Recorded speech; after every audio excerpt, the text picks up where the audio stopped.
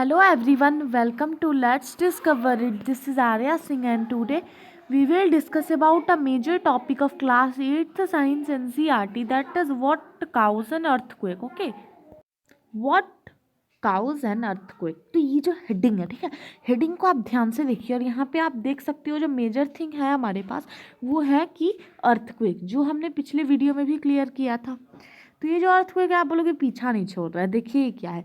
पिछले बार हमने अर्थक्वेक के बारे में सीखा था और आज हम कि अर्थक्वेक से क्या काउज होते हैं, यानी क्या प्रॉब्लम्स क्रिएट होते हैं उसके बारे में सीखने वाले हैं। सो बूझो कहता है कि my grandmother told me that the earth is balanced on the horn of a bull and when the bull shifted to the other horn the earthquake take place. How could it be true. अब जो मैं बोलने जा रही हूँ वो बात आप लोग सब ध्यान से सुने। बात है कि गांव में जो हमारी दादी होती हैं, गांव में कोई भी चीज़ होती है वो बहुत ही ज़्यादा सुपरस्टिशियस होती है, ठीक है, अंधविश्वास होती है। वो ऐसे ही मीन्स बना दिया गया है, सुन सुनकर लोग उसे बोला करते हैं। तो अच्छा होगा कि आप इन सारी चीज़ों पे विश्वास ना करें, because I don't believe on this type of things. So क्या बोला जा रहा है यहाँ पे कि my grandmother told me, वो उन देखो बूझो कि ग्रैंड मदर ने बताया था कि अर्थक्वेक तभी आता है कि मीन्स इसलिए आता है क्योंकि अर्थ जो है एक हॉर्न ऑफ बुल यानी बैल के सिंग पर है, ठीक है। जब बैल उसे अपने दूसरे सिंग पर लेता है तब फिर अर्थक्वेक होता है। तो आप बताइए कि अर्थ के नीचे से ही अर्थक्वेक होगा ना, तो बैल कहाँ से आ गया वहाँ पे। तो ये बस बच्चों वाली चीज़ हो गई, ये आपसे एग्जाम में नहीं पूछा जाएगा। ये देने का कारण सबसे पहले आपको मैं यही बताऊंगी क्योंकि ये सारी चीज़ें सुपरस्टिशियस है, ओरिजिनल है। एक्चुअली जो अर्थ है उसके नीचे बहुत सारे प्लेट्स हैं, जब वो प्लेट्स एक दूसरे से कोरोड करते हैं तब फिर वहाँ पे अर्थक्वेक होता है। ओके, तो ये चीज़ आपको ध्यान रखना है, एग्जाम में भी पूछा जाएगा। So ancient time people did not know about the true cause of earthquake. यहाँ भी वही बातें हो गई, लाइटनिंग के बारे में जो हमने सीखा पहले उसके बारे में भी लोग नहीं जानते थे पहले, ठीक है, लेकिन फिर वो जाने। तो एंशियंट टाइम की बात है, पीपल नहीं जानते थे अर्थक्वेक का ट्रू काउज। यही लाइटनिंग में वो बोला करते थे कि भगवान का श्राप आता है, और या फिर जब भगवान नाराज होते हैं तब लाइटनिंग होती है, तो ऐसी बात तो होती ही नहीं है। इसलिए वही बात है यहाँ अर्थक्वेक में भी कि पहले वो नहीं जानते थे कि अर्थक्वेक एक्चुअली में होता क्यों है। तो their idea were therefore expressed in a mythological story such as one told by बूझोज ग्रैंड मदर। तो वो जानते नहीं थे, तो जैसा लाइटनिंग में मैंने आपको अभी जस्ट माइथोलॉजिकल स्टोरी बताई, वैसे ही लोग क्या किया करते थे, माइथोलॉजिकल स्टोरीज बनाया करते थे कि अर्थक्वेक इसलिए होता है। जैसा कि आपने बूझो के ग्रैंड मदर की स्टोरी मैंने जस्ट अभी आपको बताई कि बैल अपने सिंग से दूसरे सिंग पर लेता है, उसी से अर्थक्वेक होता है। तो ऐसी कोई बात नहीं होती। Similarly myths were prevalent in other parts of the world. तो इसी तरह ये जो झूठ है, ये जो अंधविश्वास है, ये बहुत सारे वर्ल्ड के अलग अलग पार्ट्स में फैला हुआ है। What could cause a disturbance inside the earth. ठीक है, अब देखिए बात है कि सुपरस्टिशियस प्रैक्टिसेस से तो हम अलग हट गए, सुपरस्टिशियस प्रैक्टिसेस हम नहीं मानते, लेकिन पहली का क्वेश्चन है कि what could cause a disturbance inside the earth. तो ये जो हमारा अर्थ होता है, यानी जो अर्थक्वेक होता है, इसे कैसे मीन्स डिस्टर्बेंस क्यों आ जाती है अर्थ में। ठीक है, देखिए now we know that tremors are caused by the disturbance deep down the inside the uppermost layer of the earth called the crust। तो ये चीज जो आती है ना, ये सबसे अपर मोस्ट लेयर अर्थ का, जिसे हम क्या बोलते हैं, क्रस्ट कहते हैं। ये बहुत ही इंपॉर्टेंट है, ये क्रस्ट जो है, सॉरी, क्रस्ट जो है वो बहुत सबसे अपर मोस्ट लेयर है अर्थ का, ठीक है ये। और जब इससे डिस्टर्बेंस होती है, जब ये डीप डाउन अर्थ में डिस्टर्बेंस क्रिएट करता है तब फिर ये प्रॉब्लम क्रिएट करता है, यानी मीन्स फिर एक तरह से बोल सकते हैं कि अर्थक्वेक जब भी आता है तो क्रस्ट पे डैमेज होता है।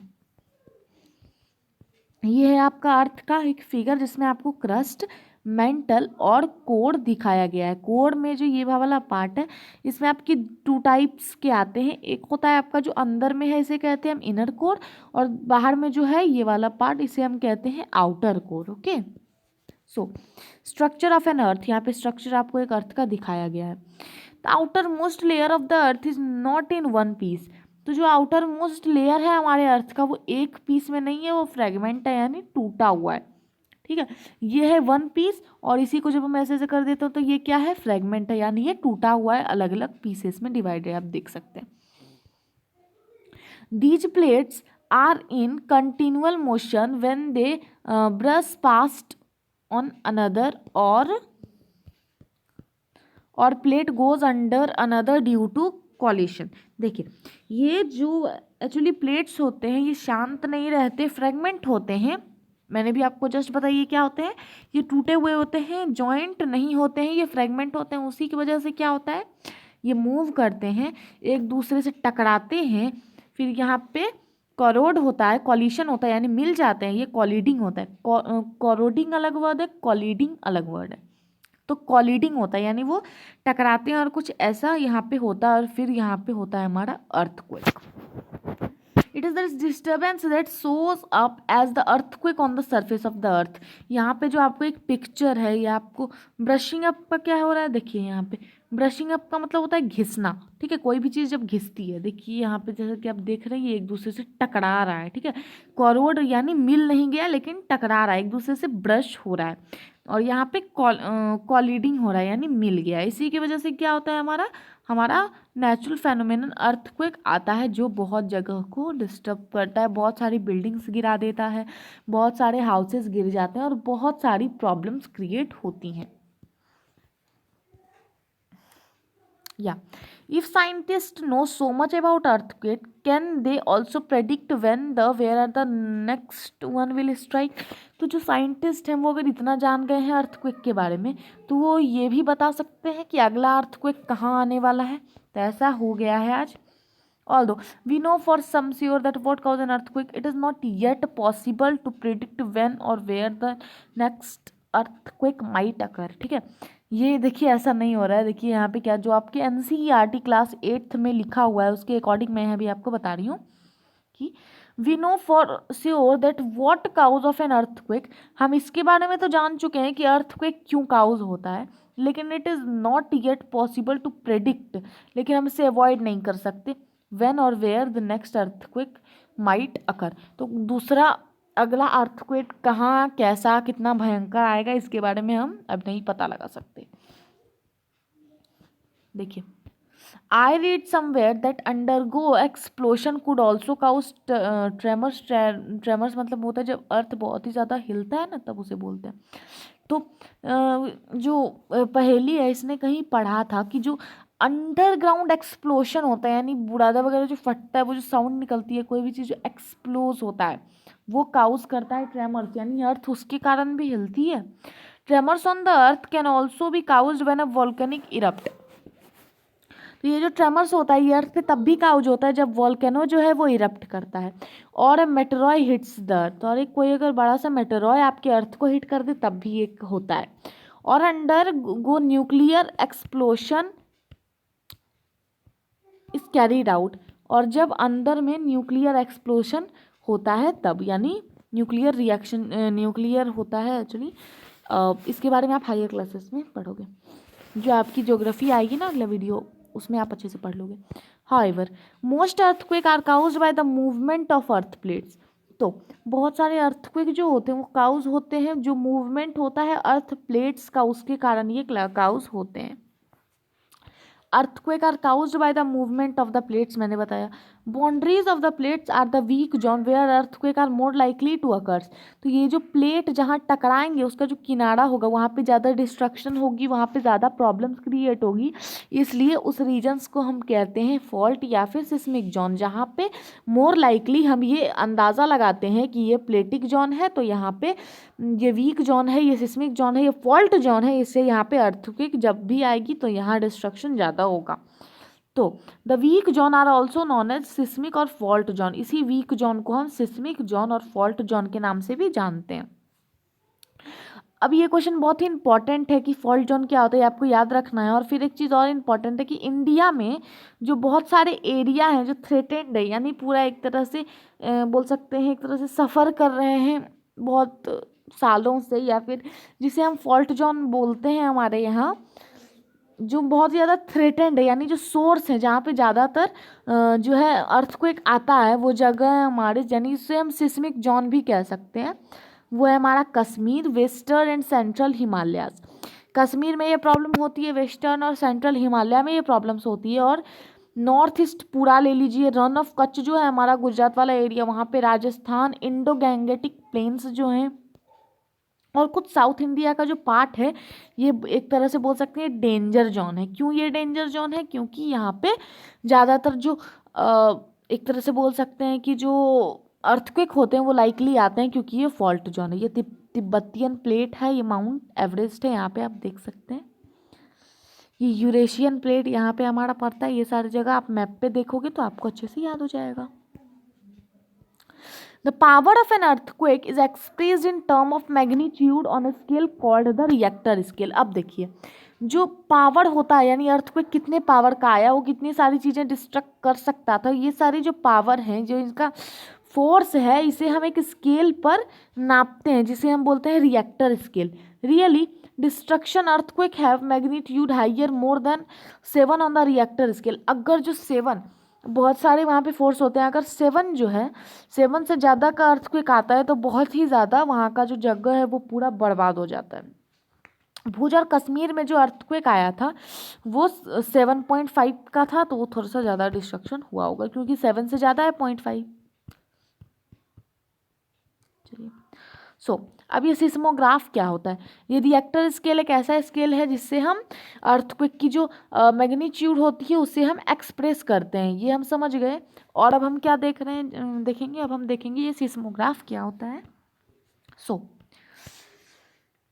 The tremor produce wave on the surface of the earth. तो ये जो ट्रेमर्स होते हैं ये वेव प्रोड्यूस करते हैं हमारे अर्थ के सरफेस पे, इसे हम सिस्मिक वेव कहते हैं। ठीक है, जो ट्रेमर्स के द्वारा जो वेव प्रोड्यूस किए जाते हैं अर्थ के सरफेस पे, उसे सिस्मिक वेव कहते हैं।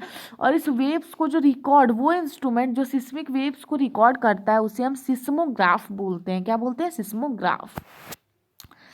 The instrument is simply a vibrating rod or a pendulum which start vibrating when tremor occur। तो ये सिंपली एक इंस्ट्रूमेंट होता है जो वाइब्रेट, जिसमें एक वाइब्रेटिंग रड होता है, वाइब्रेटिंग सिस्टम होता है। जब भी यहाँ पे देख सकते हैं आप, ये पेंडुलम है, ये बॉब है। पेंडुलम मैंने आपको क्लास ने बताया नहीं है, लेकिन आपने पढ़ा होगा, क्लास 7 वाली बुक में दिया है टू एंड फ्रो मोशन के बारे में।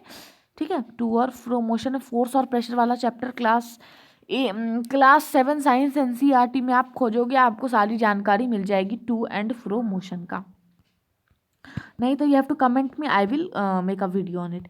तो ये हमारा मैग्नेट, ये स्ट्रिंग है, ये सपोर्ट है, और जैसे ही यहाँ पे ये रोटेटिंग ड्रम है, यहीं से रोटेट होता है ये, और यहाँ पे जो वेव है ये देख सकते हैं आप, यहाँ पे वेव बन रहा है। Okay, the pen read the seismic wave on a paper which move under it। By studying these waves scientists can construct a complete map of earthquake। तो ऐसा जब वो जानते हैं, ऐसा देखते हैं, ये जब हमारे पास होता है सिस्मोग्राफ की सारी इंट्रोडक्शन और रिजल्ट, तो फिर जो एक्चुअली साइंटिस्ट होते हैं वो जो अर्थक्वेक आया था ज़्यादा या कम का, उसका एक मैप तैयार कर सकते हैं ईजी वे में। They can also estimate its power to cause destruction. ये भी, यानी ये भी अंदाज़ा लगा सकते हैं कि ये जो अर्थक्वेक है ये कितना ज़्यादा पावरफुल होता और कितनी सारी चीज़ों को ये बर्बाद करता। Like many other scales in scientist is another example, like many other scale in science में एक डेसिबल आता है जो साउंड के वेव के लिए यूज करते हैं। तो Richter scale is not linear, reactor same नहीं है।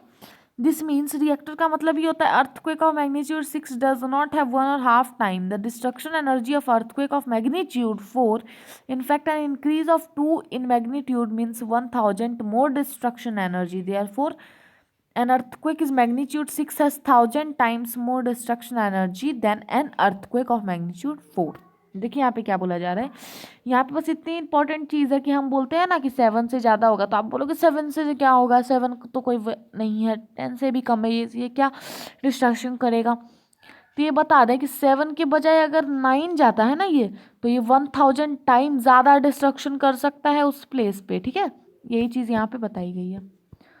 ओके, हम अगले वीडियो में जो प्रोटेक्शन है, जो हम अर्थक्वेक से जो प्रोटेक्शन हमें लेना चाहिए वो हम डिस्कस करेंगे, क्योंकि प्रोटेक्शन ऑफ लाइटनिंग को भी हमने कवर कर दिया है। तो मिलते हैं अगले वीडियो में। ये अगर वीडियो पसंद आया हो तो लाइक करिए, शेयर करिए अपने फ्रेंड के साथ, और चैनल को भी सब्सक्राइब करिए अगर चैनल पे नए हैं तो। Thank you.